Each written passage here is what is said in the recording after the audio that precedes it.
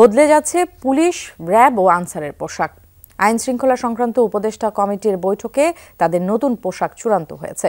তবে কবে নাগাদ নতুন পোশাক পাবেন বাহিনীগুলোর সদস্যরা তা নিশ্চিত করেননি স্বরাষ্ট্র উপদেষ্টা। বলেছেন ধাপে ধাপে দেয়া হবে নতুন পোশাক, এজন্য বাড়তি কোনো খরচ হবে না বলেও দাবি তার।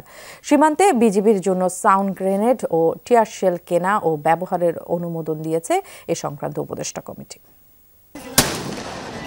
জুলাই গণ অভ্যুত্থানে ১.৫ থেকে ২,০০০ ছাত্র জনতা নিহতের অভিযোগ রয়েছে। এজন্য দায়ী করা হয় পুলিশ, র্যাব ও আনসারকে। ক্ষমতাচ্যুত প্রধানমন্ত্রী, স্বরাষ্ট্রমন্ত্রী সহ আইন শৃঙ্খলা রক্ষাকারী বাহিনীর শীর্ষ কর্তাদের নির্দেশে বাহিনীগুলোর বিরুদ্ধে হত্যাযজ্ঞ চালানোর অভিযোগ। অন্তর্বর্তী সরকার দায়িত্ব নেয়ার পর বাহিনীগুলোর সংস্কারের দাবি ওঠে। এর অংশ হিসেবে পুলিশ, র্যাব ও আনসারের পোশাক পরিবর্তনের সিদ্ধান্ত চূড়ান্ত করেছে আইন শৃঙ্খলা সংক্রান্ত উপদেষ্টা কমিটি। ২০ রঙের পোশাক থেকে পুলিশের জন্য চূড়ান্ত করা হয় লোহা বা আয়রন রং। এখন এই বাহিনীর পোশাক নীল ও পেস্ট রঙের। কালো পোশাকে পরিচিত র্যাবের জন্য জলপাই রং বেছে নিয়েছে কমিটি। আর আনসারের পোশাকে লাগছে সোনালী গমের রং বা গোল্ডেন হুইট কালার। শুধু পোশাক নয়, বাহিনীগুলোর জুতা ও বেল্টেও পরিবর্তন আসছে।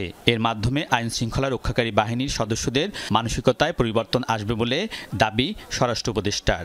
পোশাকের সিদ্ধান্তটা হয়ে গেছে পুলিশের জন্য, র্যাবের জন্য এবং আনসারের জন্য। পোশাকের সাথে সাথে সবকিছু মন মানসিকতা সবকিছুরই পরিবর্তন দেয়।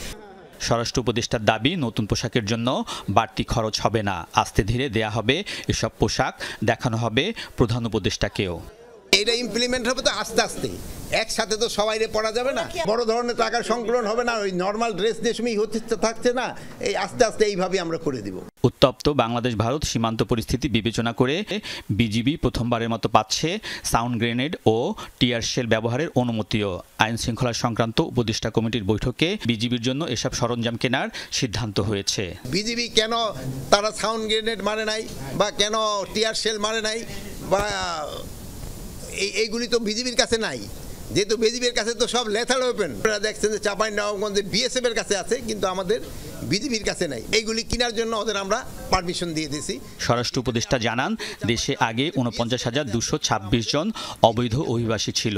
অন্তর্বর্তী সরকার ব্যবস্থা নেয়ায় অবৈধ অভিবাসীর সংখ্যা এখন ৩৩,৬৪৮ জন। তাদের আবেদনের মেয়াদ শেষ হচ্ছে ৩১ জানুয়ারি। আলমগীর স্বপন, যমুনা নিউজ, ঢাকা।